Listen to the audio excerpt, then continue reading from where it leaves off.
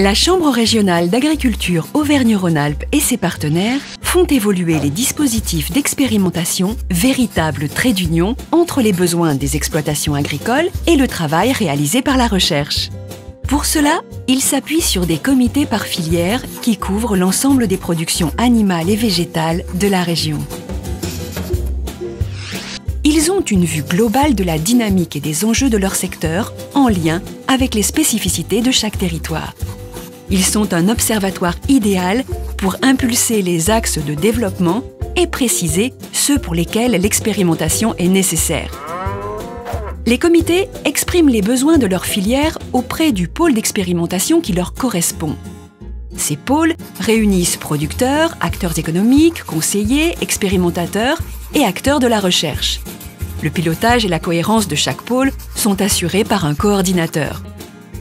Dans un premier temps, les besoins remontés depuis le terrain sont identifiés.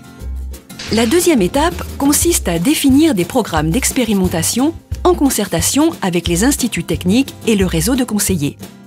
Il faut s'assurer en parallèle que les diverses problématiques n'ont pas déjà été traitées par ailleurs et faire un état des lieux de la recherche fondamentale sur le sujet. Les compétences scientifiques sont mobilisées pour valider la faisabilité et la pertinence des programmes d'expérimentation. La réalisation peut dès lors démarrer. L'expérimentation se déroule chez des agriculteurs ou dans des stations dédiées. Elle peut s'étendre sur des durées très variables, de 1 à 15 ans selon les projets. Objectif, dégager des solutions pratiques et économiques pour les entreprises agricoles. Les expérimentations sont conduites par les chambres d'agriculture, les instituts techniques, les organismes de conseil agricole, les lycées agricoles, l'enseignement supérieur, etc. Elles sont multisites afin de prendre en compte la diversité des terroirs de la région Auvergne-Rhône-Alpes.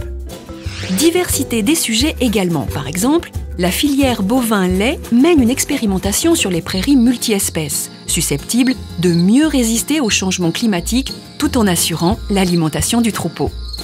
Autre exemple, tester des techniques et des conduites de culture pour protéger les arbres fruitiers en réduisant l'utilisation des produits phytosanitaires tout en maintenant un rendement et une organisation du travail optimum.